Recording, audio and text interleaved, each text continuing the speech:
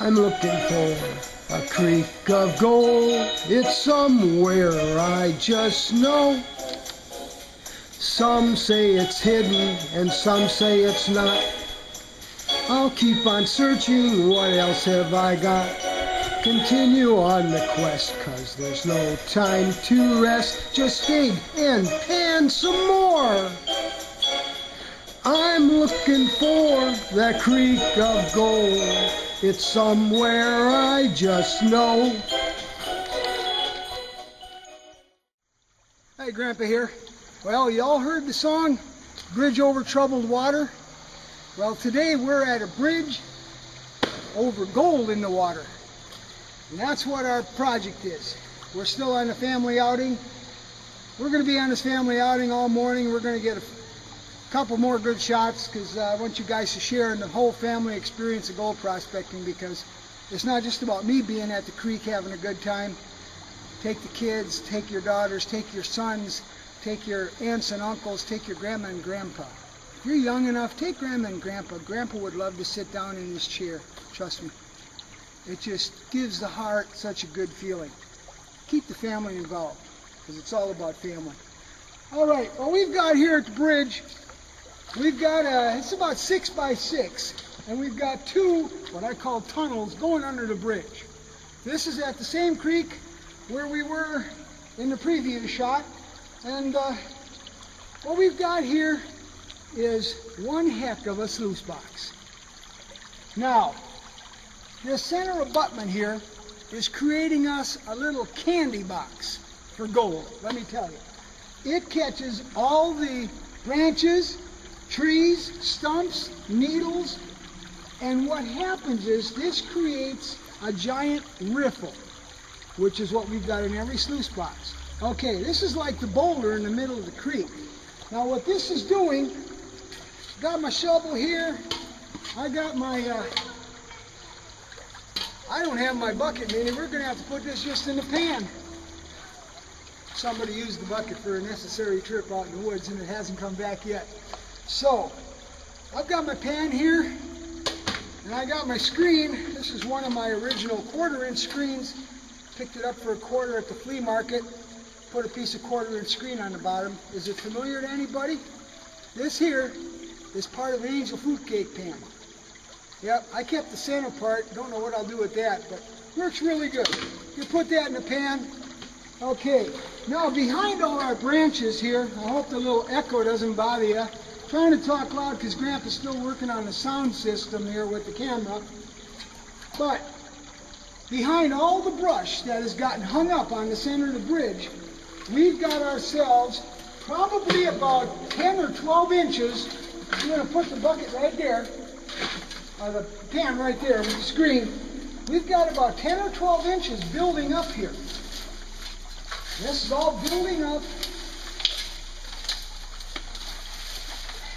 And the county would probably be happy I was clearing this up, but I'm not going to invest that much time in it because I'm not concerned about this. I'm concerned about what's in that pile of rubble. Okay, and this is pretty good hard-packed stuff. I got to work to get into it. Now what happened is, if I draw a line from the abutment of the bridge and go up here, I'm on the inside of two curves. So in actuality, this is following the pay streak line I've calculated for this part of the creek. And when that gold, if it's still moving, when it gets this far, hits this part of the bridge, it creates an eddy. If those branches hang up, and they're made out of wood, and wood floats, they create an eddy. So in this pile, we've got nice heavy buildup of all kinds of good heavy material. And I'm not going to take the time now, but we're going to go, we'll rinse this one off, take it over here to the water. I'm going to be right down here, Mindy. And we're going to wash off some of that stuff, get these big rocks out, kind of like the panning process here. Just keep picking the big rocks off.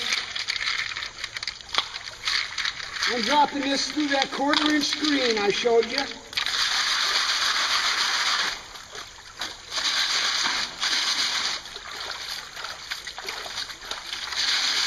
Lock that rock off. This is going to be just one of those, you've heard it before, this is going to be a sample pan, so we're going to go kind of quick.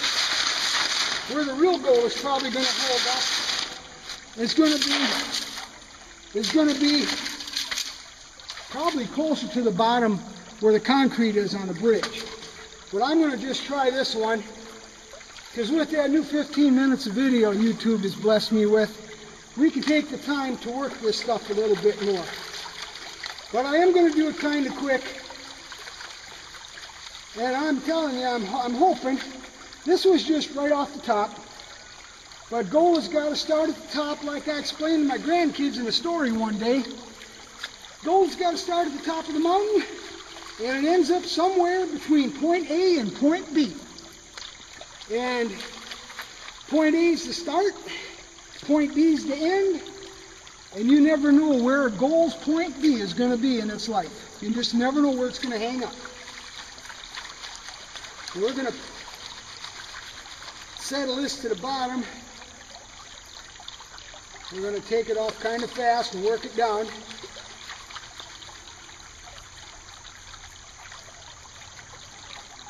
These pans are really nice with the riffles, and then it's got the fine riffles on the other side for working fine material out.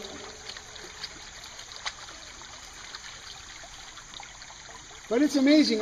You've seen me in different episodes where I worked the culvert. It's amazing how stuff can hang up in these man-made objects. And there's more about this bridge I'm going to be showing you. Because when you go out, so often it's hard to get permission to go in on a private property. But if you park your car down the road and walk 3/4 of a mile in with your backpack and a gold pan and a shovel, you can spend all day underneath a bridge like this. Nobody's even going to know you're here. And if they do come, this is county property. It's easier to get forgiveness than it is permission sometimes. I know you've heard that before too in the prospecting world. I'm working this down as quick as I can. I have no idea what's in there. If I seed anything, I tell you, it's going to be with that pink lead. I don't see a lot of black sand in this, but we're just going to get this out in the sun. We're going to wash it back. Got some bigger pieces of rock in there, which we don't need messing up our panning. We'll shake that down, settle it into the groove, try a little wash.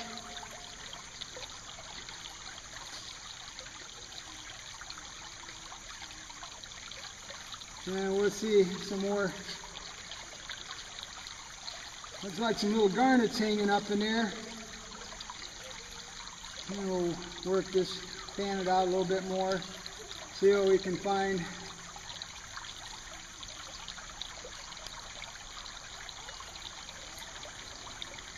May have to take some more out of there, but it's definitely going to be a good spot. Like I said, this is right off the top, and I don't see anything in there.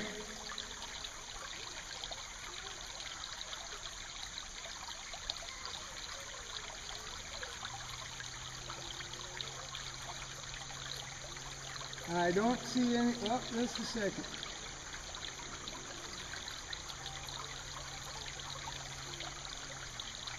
Nope, there was nothing in that one. But anyway, you get the idea. Anything like this can stop that gold. Now you could come along, you could have a flood through here next spring. I could take all this out. The county could come in before the floods, take all this rubbish out of the way, and that could be gone. But in the meantime, take advantage of anything like this, man-made or natural, that can catch the gold. It's not always about putting a sluice box in the creek. I'm not even working with a sluice box today because I couldn't get permission to use a sluice box here. They just wanted me to keep it natural and keep it pretty and pan. cover my holes, take care of business so you can keep coming back to these pristine parts of nature and enjoying it with your family. So, pretty well wraps up this shoot. How long have we gone, Mindy, on this one? About 9:45. 9:45? Well, I tell you, it's not enough time to do justice to the other parts I want to do. So, we're going to stop here. Maybe I'll tag a little bit on the end. Maybe not. If not, till the next part. God bless Grandpa here. Keep the gold in the pan. Take care.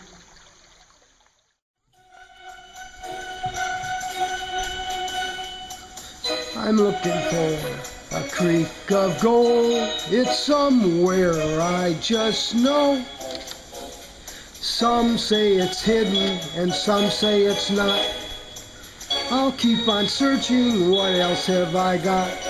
Continue on the quest, 'cause there's no time to rest. Just dig and pan some more. I'm looking for that creek of gold. It's somewhere I just know.